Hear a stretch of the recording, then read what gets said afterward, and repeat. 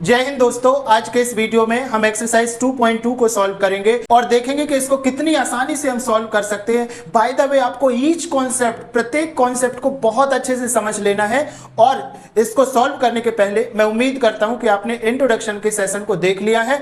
अगर नहीं देखा तो ऊपर जो लिंक आ रही है उसको क्लिक करके आप इंट्रोडक्शन देख ले, ताकि ये चैप्टर सॉल्व करना आपके लिए पीस ऑफ केक हो जाएगा।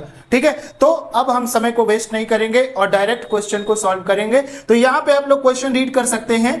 Find the zeros of the following quadratic polynomials and verify relation between zeros coefficient. मतलब हमारे पास क्वेश्चन क्या है कि सबसे पहले हमारे पास क्वाड्रेटिक पॉलिनोमियल्स के जीरोस फाइंड करने हैं, सेकेंड थिंग उसके रिलेशनशिप को बताना है। ठीक है, ये आप लोगों को दिया है और हमारे पास क्वेश्चन क्या है, x square minus 2x minus 8। ठीक है, तो यहाँ पे जब इसको हम सॉल्व करेंगे तो बस एक क्वेश्चन को आपको बहुत अच्छे से देखना है, सेकेंड क्वेश्चन से आपका दिमाग ऑटोमेटिक चलेगा। कैसे सॉल्व करना है उसको आप लोग ऑटोमेटिक सॉल्व करोगे। यहाँ पे तो क्या हो जाएगा, हमारे पास गिवन क्या है भैया, इसको एक बार लिख लो, X square minus 2x minus 8। अब यहां से एक ट्रिक हमेशा ध्यान रखना भाई। ठीक है, जैसे हमारे पास यहाँ पे क्या है, फर्स्ट और लास्ट का मल्टीप्लाई कर दो। यहाँ पे कुछ नहीं, इसलिए यहाँ पे क्या मानेंगे 1 और ये क्या है 8। That means 1 into 8 is equal to 8 हो गया। ठीक है, ध्यान रखना, एक्स स्क्वायर वाले को और ये कांस्टेंट वाले को हम मल्टीप्लाई कर देंगे तो 8 आ जाएगा। अब हमको क्या करना है, इन दोनों का फैक्टराइजेशन ऐसे करना है कि हमको बीच का नंबर मिल जाए। दैट मीन्स अगर हम 8 का फैक्टर करेंगे तो कितना हो जाएगा, 2 4 जा 8 और 2 2 जा 4 और 2 1 जा 2। ठीक है, इस तरीके से हो जाएगा। तो हम ऐसा क्या करें कि हमको ये बीच का नंबर मिल जाए। ठीक है, प्लस या माइनस करने पे ध्यान रखना, इस वाले नंबर जब ये हमारे पास मिला, फैक्टराइजेशन किया, हमको ये ध्यान रखना है कि प्लस या माइनस करने से ये बीच वाला नंबर मिल जाए। ठीक है, प्लस या माइनस करने से बीच वाला नंबर मिल जाए और मल्टीप्लाई करने से ये लास्ट वाला नंबर मिल जाए। ठीक है, मल्टीप्लाई करने से क्या मिल जाए, लास्ट वाला नंबर मिल जाए, जो कि हमारे पास क्या है, 8 है। तो यहां से हम क्या निकाल लेंगे, 4 इंटू 2 लिख सकते हैं। 4 इंटू 2 कर लेंगे तो 4 2 जा 8 हो जाएगा और 4 से 2 जाएगा तो कितना बचेगा, 2 बचेगा। ठीक है, तो इसको हम क्या लिख सकते हैं, तो ये हो जाएगा x square minus 4x plus 2x और ये क्या होता, ये क्या हो जाएगा हमारे पास, माइनस का 8। ठीक है, ये हो जाएगा, यहाँ पे कोई दिक्कत नहीं है। मैंने बताया कि भाई ये 4x है तो यहाँ पे 4x है, 2x है तो यहाँ पे 2x है और हमारे पास मल्टीप्लाई करने पे आ जाएगा 8 और 4 से 2, यहाँ पे 4 से 2 सब्सट्रैक्ट करेंगे तो ये आ जाएगा हमारे पास। मतलब ये हमारी ईच कंडीशन को सेटिस्फाई करना चाहिए। ठीक है, इतनी बात समझ में आ गई। जब ये हो जाएगा तो आपको एक पेयर और दो पेयर बना देना है। बाय द वे, पेयर से आप लोगों को क्या करना है कि यहां से ध्यान रखो, यहां से कुछ ना कुछ हमको कॉमन मिलेगा। तो देखो, कॉमन का मतलब क्या होता है, जो दोनों जगह सेम रहेगा वो कॉमन हो जाएगा। तो यहाँ पे क्या सेम है, x सेम है क्या, यहाँ भी x है और यहाँ पे भी x है, तो x हम लोग यहाँ से कॉमन निकाल लेंगे। तो यहाँ पे कितना बचे, यहाँ पे 2x है, एक x बाहर निकला तो कितना बचा, 1x बचा। माइनस है तो माइनस लगा दो, ये x तो बाहर निकल आया, हमारे पास कितना बचा 4, तो यहाँ पे 4 लिख दो। ठीक है, कोई दिक्कत नहीं होगी आपको। प्लस है तो क्या लगा दो, यहाँ पे प्लस लगा दो। अब यहाँ पे देखो, x और x कॉमन है क्या, नहीं है, x और x कॉमन नहीं है। दैट मीन्स यहाँ से हम क्या कॉमन ले सकते हैं, 2 कॉमन ले सकते हैं। ठीक है, जब 2 कॉमन लेंगे तो यहाँ पे कितना बच जाएगा, x बच जाएगा। अब क्या करना है भैया, माइनस का साइन है तो माइनस का साइन लगा दो। अब क्या करेंगे कि ये जो 2 है, जो भी हमने कॉमन लिया है, इसको इसके साथ क्या कर देंगे, डिवाइड कर देंगे। तो 2 का डिवीजन 8 के साथ करोगे तो कितने बार जाएगा, 4 बार जाएगा। जितने बार भी जाएगा वो यहाँ पे हम लोग लिख देंगे इस तरीके से। ठीक है, और ध्यान रखना, बहुत मजे की बात है, बहुत ही कॉमन सेंस है इसमें, कि जब भी आपका ये करेक्ट होगा, ठीक है, जब भी आपका फैक्टराइजेशन करेक्ट होगा, दैट मींस ये वाला पार्ट और ये वाला पार्ट आपका क्या आएगा, इक्वल आएगा। ध्यान रखना, ये वाला पार्ट और ये वाला पार्ट इक्वल आएगा विद साइन। अगर इक्वल नहीं आ रहा है इसका मतलब आप कहीं ना कहीं गलत कर रहे हैं। ठीक है, तो जब इक्वल आएगा तो क्या करना है, एक ले लेना है, कोई सा भी एक ले लेना है। तो x माइनस 4 यहाँ पे भी है, x माइनस 4 यहाँ पे भी है, तो यहाँ पे हम लोग क्या करेंगे, x माइनस 4 एक बार ले लेंगे और विदाउट एनी साइन, यहाँ पे कोई साइन नहीं लगाना है, ये लिखना है x, जो भी हमने यहाँ पे कॉमन लिया था, और जो भी यहाँ पे साइन है, प्लस है तो प्लस लगाया और 2 है तो 2, साइन के साथ ये वैल्यू यहाँ पे उतार देना। ठीक है, ये हो जाएगा। अब हमको क्या ये निकल आई हमारे पास वैल्यू। अब हमको क्या निकालना है, जीरोस निकालना है। ठीक है, zeros of quadratic quadratic equation.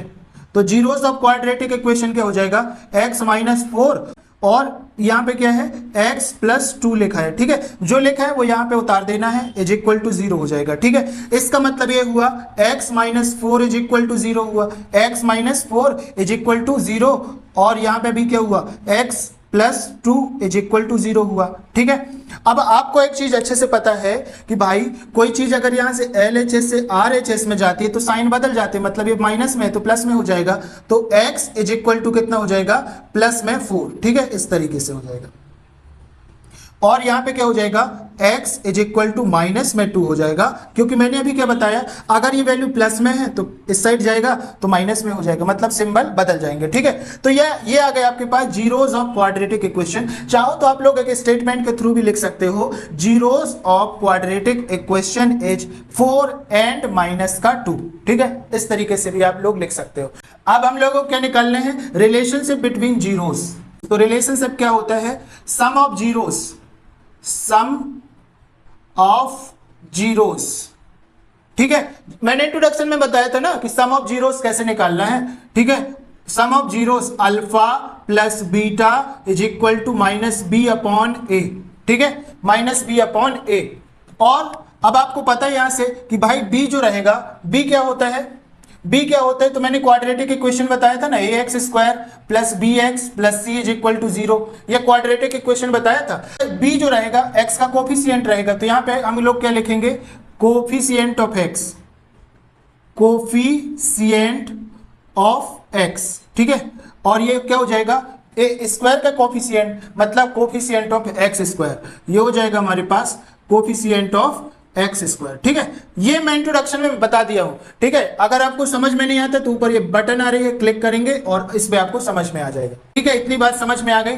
अब आपको भाई दिक्कत जाएगी, भाई अल्फा कहाँ है, बीटा कहाँ है, इसकी वैल्यू तो हम मिली ही नहीं।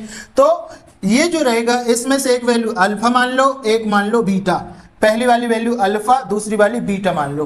तो यहां पे इसके हिसाब से क्या हो जाएगा, हमारे पास अल्फा की वैल्यू क्या है 4, ठीक है, और बीटा की वैल्यू क्या है माइनस का 2, माइनस का 2। ये हमारे पास दो वैल्यू है, वो कहां से आई है, sum of zeros of quadratic polynomial से आ गई हमारे पास। अब यहां पे वैल्यू रख दो, तो अल्फा प्लस बीटा मतलब क्या हो जाएगा 4 प्लस बीटा की वैल्यू क्या है माइनस का 2 is equal to minus B upon ए।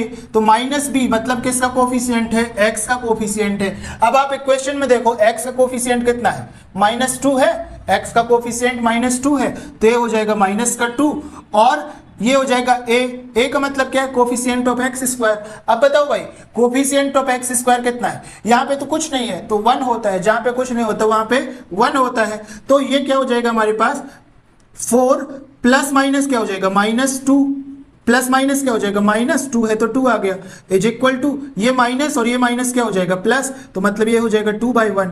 अब ये क्या हुआ 4 में से 2 जाएगा तो कितना बचेगा 2 बचेगा इज इक्वल टू 2 हो जाएगा।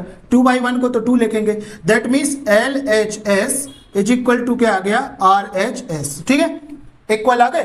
तो इस तरीके से हमको क्या निकालना था, ये सम ऑफ जीरोस निकालना था, सम ऑफ जीरोस निकालना था।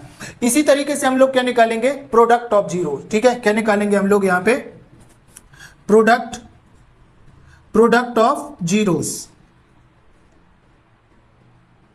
Product of zeros. Product of zeros में क्या हो जाएगा alpha into beta is equal to C upon A, ठीक है। और सी क्या होता है आपके पास, यहां से सी क्या होता है, सी क्या होता है भैया कांस्टेंट टर्म, ठीक है। ये क्या होगा कांस्टेंट टर्म, कांस्टेंट टर्म। और ए क्या होता है, ए आपके पास कोफिशिएंट ऑफ एक्स स्क्वायर, तो ये होता है कोफिशिएंट ऑफ एक्स का स्क्वायर, ठीक है। इंट्रोडक्शन देख लो अगर अभी तक आपने नहीं देखा है, ताकि ये आसान हो जाएगा, बिकॉज सारे क्वेश्चन में यही करना है, ठीक है। अगर अभी तक आपको समझ में नहीं आ रहा है तो आप पूछ सकते हैं, कमेंट कर सकते हैं कहां पे समझ में नहीं आ रहा है, ठीक है। बाय द वे हम यहाँ पे आते हैं, तो अल्फा की वैल्यू क्या है आपके पास 4, ठीक है, तो ये हो जाएगा 4 इंटू 2, अच्छा माइनस का 2, माइनस का 2 इज इक्वल टू सी की वैल्यू क्या है। अब देखो आपके क्वेश्चन में सी की वैल्यू क्या है, सी की वैल्यू है माइनस का 8, तो ये हो जाएगा माइनस का 8 डिवाइड है तो डिवाइड लगाया, और a की वैल्यू क्या है, कोफिशिएंट ऑफ एक्स स्क्वायर, तो कोफिशिएंट ऑफ एक्स स्क्वायर क्या है, a 1 है, मतलब कुछ नहीं है तो 1 हो जाएगा। तो 4 2 जा 8 -8 आ गया इज इक्वल टू -8 आ गया। That means LHS is equal to क्या हो गया, RHS। ठीक है, तो इस तरीके से हमने LHS RHS निकाल के sum of zero, product of zero और जीरोस क्वाड्रेटिक पॉलिनोमियल यहां से हम लोग निकाल चुके। ठीक है, आई होप सो कि ये क्वेश्चन समझ में आ गया होगा। थोड़ा लेंदी है, बड़ा है, बट दो ही कॉन्सेप्ट है। क्वाड्रेटिक इक्वेशन की वैल्यू निकालो, जो जीरो करके यहां से निकालोगे, फिर सम ऑफ जीरो निकालो, प्रोडक्ट ऑफ जीरो निकालो, दोनों बराबर आएंगे। इस तरीके से आपको ये क्वेश्चन सॉल्व कर देना है। ठीक है, अब हम मूव ऑन करते हैं प्रॉब्लम नंबर 2 की ओर।